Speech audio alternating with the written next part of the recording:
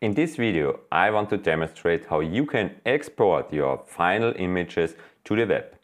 And before I will start inside Lightroom Classic, I want to show you Squarespace, and inside Squarespace there's a super cool support doc, and inside this documentation you will see how Squarespace recommends to export images. The short answer to this is you want to have at maximum 2500 pixels, and the DPI are totally worthless. You can insert any number you want. But let's start with the Squarespace website. I will open this and bring it to the screen. And here you see this is the Squarespace website. I will make this big. And here you have anything you need to know. So just go to support.squarespace.com, images and videos. And here you have the point formatting your images for display on the web. And when you scroll down a little bit, here's here are the fact sheets, and here are the image requirements and best practice. And in general, Squarespace said that the image width should be at maximum 2500 pixels. This is the ideal size for the most cases. In my case, for my website, I only use 1600 pixels, a rough number around there. And a really important image recommendation is that you use sRGB for the color space, and for the DPI, for the dots per inch or for the pixel per inch, this is not a number. You don't need to concern about DPI and PPI because they only affect an image's print quality, not its web display. So this is the important phrase over there. So don't overstretch, don't do anything in special, just take any number. And how would I set up my export in Lightroom? Like the following. I will go to the export dialog over here. And here inside the export dialog, I will take my 010 1600 pixels sRGB desktop preset, and I will demonstrate how I will set up this for exporting to the website. So first of all, I will export to my desktop, and here I will put it in a subfolder. And the subfolder is called exactly the same as the image gets exported. So 1600 pixels sRGB and JPEG for sure. So the next part is the file settings.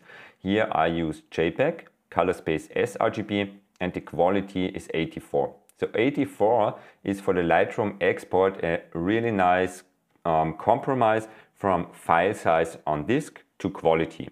100% is too much for the web, and 84 is really the sweet spot. The resize to fit the image sizing, here I take the long edge with 1600 pixels. If you want to follow the Squarespace recommendations, just go in and take 2500 pixels, but I'm totally fine with 1600 pixels. For the resolution, I have 42, not 72, I have 42. Why is this? I just will open a Wikipedia article on this.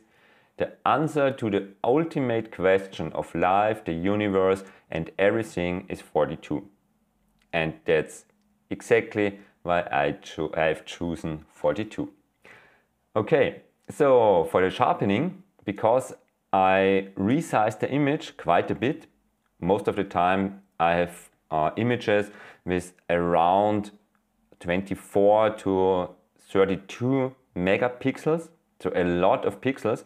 And after the resizing, I'm losing details because I just have a significant smaller number.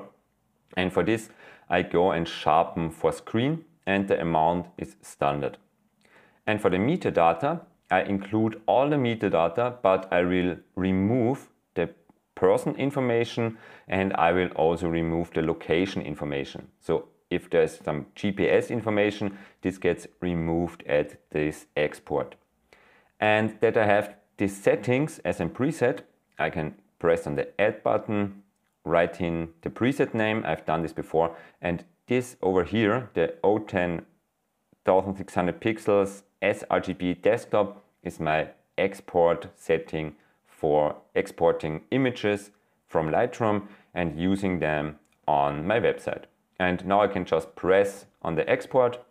Lightroom will export this image out of Lightroom as a JPEG, and here you see that's my final image for using on my website. So in this video you've seen how I'm using Lightroom to export my final images. When I'm edited in Photoshop before, these edited images get saved into the Lightroom library as well. So I will always export my images out of Lightroom. I hardly ever, when I'm coming from Lightroom, using Photoshop for exporting my images. I will always use Lightroom. But now I want to demonstrate you, or in the next video, let's say it in this way, I will demonstrate how you can export directly out of Photoshop images that you can use in websites, on social media, and so on.